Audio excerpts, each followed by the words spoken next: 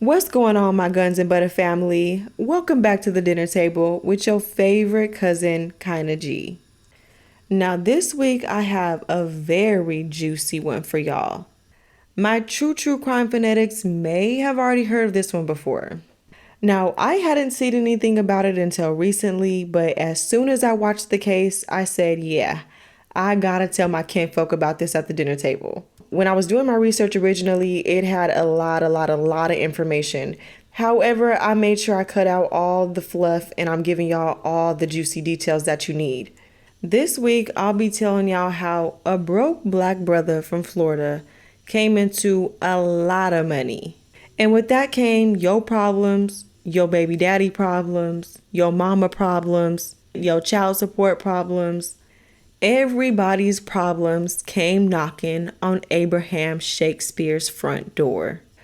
But for him, I'm sure he was thinking that coming into all this money was going to bring him freedom, financial freedom, freedom from debt, freedom to just get up and go whenever you please. But no, not for Abraham. In fact, it was the complete opposite. Coming into all this money put the biggest target on his back. And I already know y'all are ready to hear about this week's case.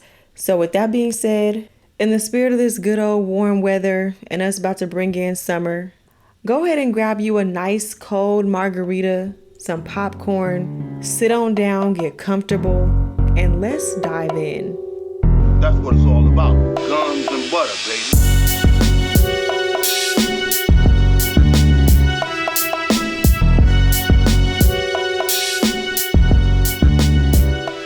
All right now, cousins. So this week at the dinner table, I'm going to be taking y'all down to Florida. And I'll be telling y'all about the murder of a black man by the name of Abraham Shakespeare. Okay, so let's start in the beginning so that y'all can get a good picture of what kind of man Abraham was. So he was born in Lakeland, Florida on April 23rd, 1966 to his mother, Elizabeth Walker. And this was a really small town, but his mama was a really strong, hardworking black woman. And she did whatever she could to make sure that Abraham and his siblings were taken care of. However, growing up, they were really poor and they didn't have a lot. So his mom was just doing whatever she could to make ends meet. Now, about the 7th grade, Abraham ends up dropping out of school. Because at this age, he's having to watch his mama struggle, and he's feeling like it's his time to step up and help his mom out and really be there for his family. But because he dropped out of school at such a young age, he barely knew how to read or write. And this alone made it really hard for him to find a job. But it didn't take him too long because eventually he would go on to find a job working in the orange grove with his dad. And his daddy didn't know how to read or write either. But Abe didn't let any of this stop him at this tender age because he worked, he hustled, and he wasn't necessarily out on the streets hustling. He would just find little odd jobs wherever he could, helping out, just trying to earn a penny. But y'all, this little extra help that he was trying to provide to his family didn't last too long because when Abe was only 13 years old, he got sent to juvie for 5 years for theft. Golly, 5 years at 13 years old? Dang. So he didn't get out until he was 18 years old. And by this time, not only did he not know how to read or write, but he had just missed a big portion of his adolescence and his growing up. So his growth and his development was stunted even more. Now, over the next decade, he was arrested for things like trespassing, assaulting his girlfriend. And after spending some time in prison, he was released in 1995 and he went to live with his mother. Now, he did go on to work a couple of odd jobs like being a garbage collector or even a dishwasher. And he was fired from a couple of jobs too, or he would quit them. But eventually he started working for a food delivery company called MBM. But Abe didn't have no license, so he wasn't the one actually making the deliveries. He was just the passenger, while his partner by the name of Michael Ford would drive his truck to these various delivery locations. So basically, they were like the very first Uber groceries and Uber Eats. That's what I'm taking it as. So on the morning of November 15th, 2006, they were getting ready to make their delivery rounds. And they decided to make a quick stop at the convenience store to grab a couple of snacks, some drinks, some chips, snacks for the road. And Michael's going to go into the store. So he asked Abe if he wanted anything. And Abe was like, yeah. Grab me 2 lottery tickets. He pulls out a few dollars from his wallet. He hands him the money. Mike goes in. He grabs him the tickets, comes back out, and they head out to make their deliveries. Now, little did Abe know that one of these 2 lotto tickets that Mike just went in to grab for him was about to hit for $30 million, y'all. And just like that, he went from rags to riches, okay? I mean, broke to ballin' overnight. And I'm sure a lot of people know when you get a hold of this kind of money, this much money, it brings nothing but problems. And it's pretty much the curse of the lottery. And there's no handbook as to what you're supposed to spend your money on first or who you're allowed to give your money to, things like that. There's just no written handbook. You just do what you want to do, just frivolous, okay? It's my money. I ain't never had none, so let's spend it. And you could bet your bottom dollar there was nobody in Abe's life to point him in the right direction. Okay, so when you win the lottery, you have 2 options. You can choose the lump sum payment where you get all your money all at once. Now, this sounds good, but they tax the hell out of this money. So it's not as much as your original pot of money, but it is all of your money all at once. Plus, it's still a pretty big chunk of money. Or option number 2, you can choose to do annuity payments where you get smaller payments over time. But y'all already know my man Abe decided to go with the lump sum option. So after all the taxes were taken out, he ended up with about $17 million, y'all. And what did he do with all this money? Well, he did what a lot of people would do. He gave. I mean, yeah, he gave, but he also enjoyed some of that money for himself as well. Because he went out and bought himself a multi-million-dollar house, a BMW, and he went on a couple trips, some cruises, got out and seen the world just a little bit. But for the most part, he gave his friends money, his family money, strangers, anybody that looked at him and smiled, he gave them some money. This man was really out here generously handing out money. It got to a point where people were pulling up to his house with a car full of people like, oh goodness, thank you, Jesus. The Lord just showed me to your front doorstep. Please give me some money. But he would go on to rent out venues. He would host parties in his mansion with all of his friends where he would hand out hundreds of dollars to people. Like, he was just doing a lot with this money, just being very frivolous and not really paying a whole lot of attention or giving a whole lot of damn about how much money was going out. I mean, we knew for sure before this not a whole lot was coming in because he wasn't really holding down a job. So the money was dwindling and dwindling fast. And the vultures were just circling around. People were coming out of nowhere, asking for loans, asking for gifts, and some even sued him, including his driving partner, Michael Ford. So y'all, apparently Michael came to him and asked him for $1 million. But Abe is like, now come on. Y'all been coming around here asking me for money every single day, but $1 million is crazy. No, I'm not giving you $1 million. So Michael Ford starts going around town telling folks that Abe stole those tickets from him. They were actually his. He took them right out of his wallet while they were making deliveries. And for that reason, Mike sued Abe. But Abe was able to hire a really good lawyer. And in November of 2007, he was found not guilty and he didn't have to give Michael a dime of his money. However, slowly but surely, all of his money was either being spent or given away. And by the time he met a little white woman by the name of Doris Donegan Moore, he only had about $1.3 million left in cash and about $3 to $4 million in assets. But like I said, her name was Doris Donegan Moore. But over the years, everybody simply came to know her as Dee Dee. So growing up, Dee Dee, she always knew she wanted to be a nurse. She wanted to be in the healthcare field. And when the time came for her to do that, she excelled in all of her classes, and she eventually went on to get her CNA license just like her mom. But unfortunately, it was going to take a little bit of time for her to climb her way up to that nurse money and, really get to that good salary money.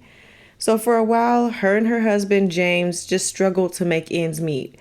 But Dee Dee was a low-down, scamming ass wench who wasn't about to work her way up to the top. She was going to scam her way up to the top. She was going to work some schemes. She was going to put her family through a little bit of hardships in order to steal the draws right off your ass. Now, in the early 1990s, she went to work for a medical staffing company, and the people at the company really were impressed by how good she was at her job. She was really business savvy, she was hardworking, and she just had a really good head on her shoulders. She was showing the company that she was motivated and dedicated, okay? And one of her coworkers that she worked with by the name of Karen, they became really close. And the closer they got, the more Karen started to realize what type of person Dee Dee really was. Now, Karen knew that Dee Dee had a little side hustle dealing with cell phones, and she was actually doing pretty well for herself. Whatever she was doing with these cell phones, she was doing well. And she was bringing in a pretty good amount of money on the side. So eventually, Dee Dee's hustling skills got good enough, and she worked up enough courage to convince the higher-ups of her medical staffing company to let her open up her own branch in Plant City, Florida. So the way she presented it to them originally, it sounded like a really good idea. So they agreed, and before she knew it, she had herself her own little medical staffing branch. However, all her bright ideas and the projects that she starts just never come to fruition, never actually get off the ground. And they would go well for a short time, but they would just flop. And things at her medical staffing company started to go downhill and fast. And the company starts noticing that there's a lot of money going out and not a whole lot coming back in. So the books just weren't adding up. And of course, they launched their own internal investigation.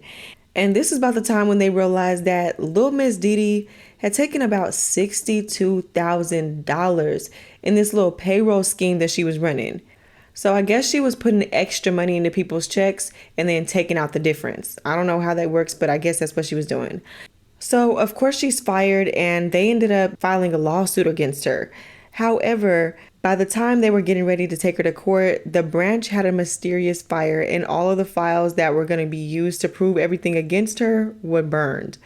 But y'all, her antics just continued over the years, because just before her brand new shiny Lincoln Navigator was about to be repossessed, she tries to pull off the ultimate scheme. So one night, somebody pulls over on the side of the road and they see this woman, and this woman is Dee Dee Moore. And she tells this story about how her car was just stolen in a carjacking where she was tied up, raped, and left on the side of the road. I know you lying, Dee Dee. She came up with this whole plan just to keep her car from being repossessed and to collect some insurance money in the meantime. I mean, hell, I don't blame her, but girl, pace yourself. You're doing a lot. Okay, y'all. So her car was eventually tracked down, and the dudes that she hired to take the car folded like lawn chairs. So she was caught, and she was charged with insurance fraud and falsely reporting a crime. And instead of going to prison, she was given probation. So after filing for bankruptcy and going through a divorce from her husband, she still got that hustler mentality. And she ends up meeting a real estate agent by the name of Barbara Jackson. Now, Barbara was really inspired by Abe's rag to riches story. And I guess they were at like a panel and she was telling Abe's story. And one of the people listening to the story in the crowd was Dee Dee Moore. So after she finishes with the panel, Dee Dee introduces herself to Barbara, and she explains that she would love to meet this inspirational man. And she goes on to convince Barbara that she wants to write a book about Abe's life and about his story. And she asks if there's any way that Barbara could connect them. So Barbara's like, sure, of course. I'm sure he would love to have a book written about him. So Barbara arranges a meeting for the three of them to meet at a Red Lobster, and the date is set. Now, mind you, when Barbara met Dee Dee, she was in a wheelchair, due to a really bad injury from a car accident. But y'all, in all of 2 weeks later, she pulled up to the Red Lobster in her shiny new Hummer. She hopped out the Hummer. She dressed in a nice fancy dress, got on high heels. Mind you, she was just in a wheelchair claiming to be severely injured. Ugh, okay. Now, Barbara does think this is a little bit sketchy, but she's like, whatever. Let's just get this over with. So, Dee Dee and Abraham meet and they actually hit it off. Now, listen. Dee Dee came in slick because she was claiming to be this businesswoman who wanted to help Abraham and protect his money. So she convinced him to set up a company, and she slowly but surely started weaseling her way into having access to his funds, his home, his cars, everything. To this poor man who has never had anything, let alone anybody in his life who knew anything about how to deal with this situation. So to him, Dee Dee was pretty much a lifesaver. She knew so much about everything. She was knowledgeable, and she was going to advise him on what to do with his finances. But in reality, she was plotting and praying the entire time. And she would sit up there and listen to him vent about how everybody is now pestering him for money and how he can't even walk the streets without people knowing who he is and asking him for money, and just how much his life has changed since he received all this money. And she approached the situation very delicately, pretending to be his friend. You know, I'm here to help you, whatever you need. And from there, she sets her trap. She suggests that Abe sign over his finances to her so that when people ask him for money, he won't have the money because it's in her name. And that way she'll be able to manage all the money coming in and all the money going out. So she's just coming off as this very trustworthy, business savvy, knowledgeable white woman.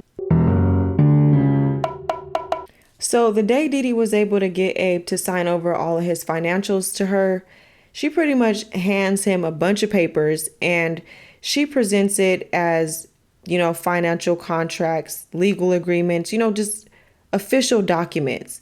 And because he doesn't know how to read or write, he's just, taking this as legal stuff. She's just going to be managing my funds, making sure I'm not giving out too much money, making sure people are paying me back, things like that. So between January 9th to January 15th, that's all the time it took for him to sign over multiple cars, his house, and different bank accounts, even the $3 million worth of assets he had left. Now, she would go on to say that she bought Abe's house from him, but there's no actual record or actual purchase, anything that says that she bought the house from him. And the house was about $1.1 million when he bought it. So ain't no way in hell she spent anywhere near that to buy it.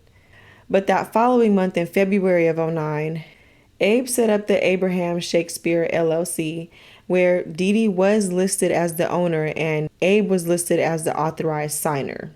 I don't know anything about LLCs, but okay. And in just 2 weeks after the LLC became official, Dee Dee took Abe off as the authorized signer. So she was just moving quick. But in April of 2009, Abe had stopped coming around completely, and nobody had seen or heard from him. However, nobody reported him missing right away because Dee Dee was around here sending fake text messages from his phone to his family and his friends saying that he was laying low. And she even went to his mom and told him that he didn't want to talk anymore.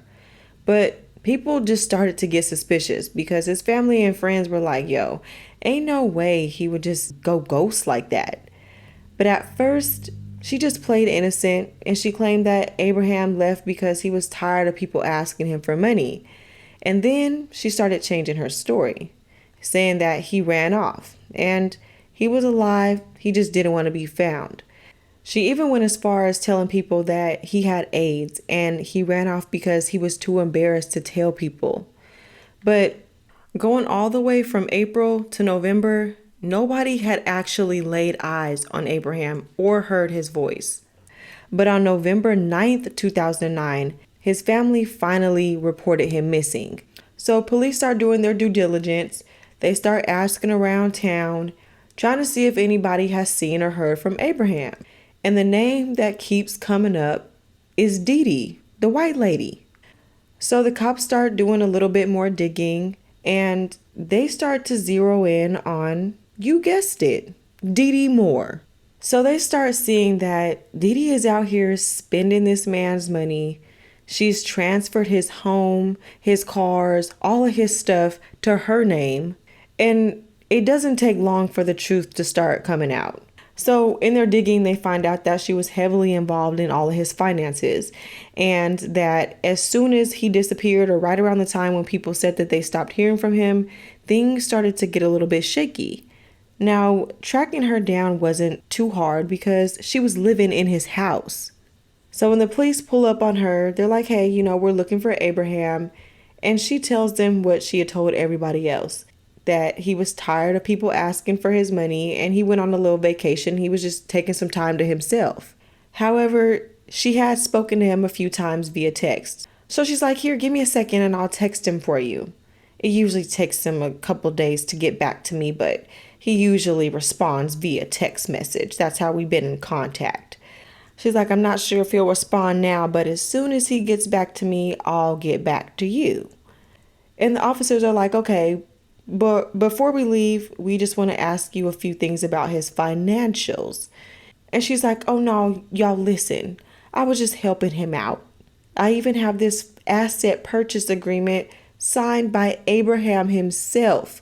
And they look at it and it's official. His signature was right there on the agreement. So they leave her alone for now. And then they circle back a couple days later to see if she had gotten that text back from Abraham. Now, apparently, she hadn't heard anything back from him yet, but a few days after checking in with her, police get a strange phone call from Abraham's most recent ex-girlfriend, Centoria Brown. And she tells him that she got a call from Dee Dee asking if she could call the police and tell them that she had seen Abraham recently. And if she did this, there would be $200,000 and a house in it for her and her son. All she had to do was call the police and tell them that Abraham had come by her house recently in the middle of the night and they were talking to one another through the window. But during this conversation, they ended up getting into an argument. And by the time she went outside to talk to him, he was gone, just completely vanished. Like, girl, come on now. Who's finna believe that story? So Centuria's like, yeah, okay, I'll tell him that. $200,000? Okay, yes, I'll tell him. And she calls the police immediately. Tells him everything Dee Dee just asked her to do. But by this time, investigators were already starting to really dig into her rap sheet. And they were starting to see a lot of fraud, possible arson, scams, just scheming, okay? Just low down. And they're like, oh, okay. Now we see who we're dealing with. So they get a hold of Abraham's phone records as well as her phone records. And they noticed that before April 6th, there were hundreds of incoming and outgoing phone calls to and from Abraham's phone. Because of course he can't really read and write too well, so he's mainly calling people and receiving calls. However, after April 6th, most of the communication coming from Abe's phone was via text message. Now, looking at the phone records, they're able to determine that every time Abraham's cell phone hit a tower, Dee Dee's phone was hitting that same cell tower. So both the phones were pinging the same tower, pinging same distance, same speed of light, whatever the hell, at the same time, at the same place. So this meant that the phones had to be sitting right next to one another. Meaning that if the messages weren't coming from Abraham himself, then Dee Dee was sitting there texting herself from his phone and they're responding from her phone. Just looking crazy. And then in December, Abraham's mom receives a letter that's supposedly handwritten by Abraham. And this letter is about 6 pages long and it's very detailed. And the way it's written just doesn't look like it's anything that Abe would be saying. Then 2 days after Christmas, Dee Dee pops up on his mom and she's like, let's go out to eat. And lo and behold, literally while they're sitting there eating, Abe's mom finally gets the call that she's been waiting for. It's Abraham. He finally called me. And he's basically explaining that he's okay. He's just trying to lay low. He apologizes about missing Christmas. And it's like, how more convenient can this phone call be? Abe's calling right then and there when Dee Dee just decides to come take his mama out for dinner. So of course, Abe's mom is so excited to hear from her son. She goes to the police and she tells them, I just heard from Abe, like he's okay. But it didn't really sound like him. So they start asking her all the important questions. What time did he call? What number did he call from? So on and so forth. And of course, this call came from a blocked number. However, they were savvy enough to track this call down. And lo and behold, this call was placed from a nearby mall. So they end up putting a tail on Dee Dee's little tackhead ass. And they follow her to this mall parking lot. And in this mall parking lot, they see her getting out of her Hummer. She gets into a man's vehicle and they see her hand him something. Now, when she gets out the car and she leaves this man, they immediately intercept. And it's a man by the name of Greg Smith. And they find out that Dee Dee had paid him $5,000 to make this fake phone call to Abe's mama. But Greg was supposedly one of Abe's friends. So they ask him if he'd be willing to work with them to catch her. And of course, figure out what happened to Abe. So Greg agrees to work with the investigators and he reaches out to Dee Dee to meet up. When they link up, they're sitting in his car and they have a wire inside of a Red Bull can. And during this taped conversation, she's pretty much admitting that Abe is dead. However, she wasn't the one that killed him. It was a drug dealer by the name of Ronald. But all in the same breath, she's asking Greg if he knows anybody that'd be willing to take the rap for killing Abe. And Greg is like, I don't know, I'll have to think about it. Nobody really comes to mind. So he goes back to detectives and they come up with this plan to send an undercover officer in with Greg during he and Dee Dee's next meetup. Now, this undercover officer was supposed to be playing Greg's cousin. So on January 21st, the three of them, this being Greg, the undercover detective by the name of Mike Young, and Dee Dee.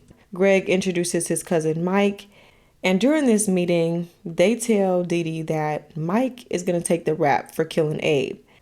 The only thing is, he's going to need some more details because, of course, the investigators are going to ask him things about the murder to prove that he did it. So he's going to need to know how it happened. He goes on to tell her that he's already facing a pretty lengthy sentence for some drug charges, so he might as well go ahead and take the rap for killing Abe. However, this ain't finna come for free. He tells her he's gonna need $50,000. And she's like, okay, $50,000, I can do that. Well, it's gonna have to come in payments because I just don't have that kind of money on me, So they agree, and he's like, okay, I need to know where the body is. So during this meeting, she's like, okay, let me think about it. She gets out the car, and within the next day or so, she's hitting them back up. When they link up, this time she brings something with her. She hands them a .38 caliber Smith & Wesson, and she says, this is the gun that was used to kill Abraham. And of course, they're both looking at her like, okay, so why do you have the gun used to kill Abraham if you said that it was Ronald that killed Abraham? And she's like, oh, well, it's my gun, but Ronald took it from the safe. Yeah, he took it from the safe while he and Abraham were arguing inside my office, inside the home, and he shot him. So they're looking like, okay, all right, we'll just roll with it. And then Dee Dee asked Greg to drive, and they end up on a remote property outside of town. By the time they get to where they're going, they're in the backyard of Dee Dee's boyfriend's property. And here they're standing there looking at a freshly poured concrete slab. She points to like a metal tool laying on the slab, and she says, dig about 9 feet and you'll find him. Around January 2010, Greg has all this information and they're ready to bring down Dee Dee. And they come up with this kind of elaborate plan to arrest Greg during he and Dee Dee's next meeting. So they have their next meeting and cops come swarming. He gets ambushed, taken down, and y'all, after they arrest him, she's like, whoo, y'all, you really need to look into him. I think he knows something about Abraham. Meanwhile, they're over in this backyard about to start digging. And after about 48 hours of excavating the area, they finally find what they've been looking for after all this time. They find 42-year-old Abraham Shakespeare. He was found buried under this fresh slab of concrete, laying on his side, and he was about 9 feet deep in this concrete. He had been shot twice in the chest, and although they were almost positive, like 99.9% positive that the corpse they were looking at was in fact Abraham's due to the dreadlocks that were on the corpse's head, they still waited for the fingerprints to come back to confirm that it was him. They also noticed all the metal parts of his clothing that he was wearing, like the buttons on his jackets, the zippers on his jeans, anything that had a buckle on it, anything that was metal had been cut off. And they figured this was most likely used to keep from finding him. And y'all, get this, because literally as they're digging up his body, she comes rolling up in the car trying to plead her case and try to speak to the media. And I'm pretty sure she was also trying to see if they had dug his body up yet. And she just giving it her all. Cue the dramatics. Oh, there's just no way you could think that I would possibly do this to another human being. But y'all, the next day she was arrested. And during their questioning, she tells him that the night Abraham died, 3 men busted into her office in the home, and they were wanting to rob her because this home was now currently hers because she apparently had bought it from Abraham. And the man that she knew as Ronald went into her locked safe and took out her .38 caliber Smith & Wesson. And just as they're robbing her, Abraham and Ronald get into a tussle. And Ronald takes the gun and shoots him twice in the chest. And the whole time she's telling her story, she's just weeping and pushing out fake tears. And the investigators are just staring at her blankly. And they're like, we know you're lying. Cut the crap. And she just keeps on going and going. Her story ends up changing several more times. She goes on to tell them that it was my son. It was my 14-year-old son. He killed him. He killed Abraham. He walked into my office and saw Abraham assaulting me, and he was just being a good boy. So he was just doing the right thing and protecting me. So he shot him. And the investigators are just sitting there, just letting her go on with her little stories. But they also find out that around the beginning of April, she had called her ex-husband and asked him if he could dig a hole in her boyfriend's backyard so that they can bury some trash. And then once they're done, just throw some cement on top of it. So with all the evidence stacked up against her and all of the lies, plus the wire that she had basically a confession on, the gun that she had given to Greg, they had everything they needed to arrest her. So on February 2nd, she was officially arrested and charged with first-degree murder. So on November 28th, 2012, the case goes to trial. Now, the prosecution had a lot on their side, and specifically Greg in this wiretap. And to put the icing on top of the cake, they had his fake cousin, undercover officer Mike Young. So of course, during the trial, Greg went into detail about all of the things that he had been a part of while he was being paid by Dee Dee to make it seem like Abraham was still alive. He testified that at one point in time, he and Dee Dee had gone to a Comfort Inn where she typed up a letter that was supposed to go to Abraham's mother, of course, pretending to be him. So he says that she was in this hotel room, basically in a hazmat suit. She was wearing rubber gloves. She had her hair up in a scarf. She was wearing extra protection on her hands. Like, she didn't want to leave behind any evidence, no fingerprints, hair follicles, nothing. And the police were able to confirm that she had written this letter because at this point they were already surveilling her. And on top of that, they were working with Greg. So, of course, they were able to intercept this letter before it got to Abraham's mom. And everything was just starting to unfold during this trial. And things were not looking good for Dee Dee, because when it was all said and done, she was found guilty and convicted of first-degree murder. The judge said that she was cold, calculated, and cruel, and she was sentenced to life in prison without the possibility of parole. And to this day, Dee Dee still claims her innocence, and she blames everybody but herself for the murder of Abraham. And she's done everything from filing appeals to trying to tell her lie in a different way. But either way, she's still sat that ass in prison. And y'all, that's the end of this week's case. Now, Abraham's family did end up trying to fight to get some of his money back. However, a blessing came in disguise because Abraham's ex-girlfriend ended up winning the lottery for herself. So I guess luck was just running all through this family. But y'all, that's the end of this week's case on the murder of Abraham Shakespeare and how greed just took over the world around him. But cousins, I hope y'all enjoyed this case. Make sure you're following me on whatever platform you get your podcasts on. Share with a friend or family member, and I'll see y'all back here same place, same time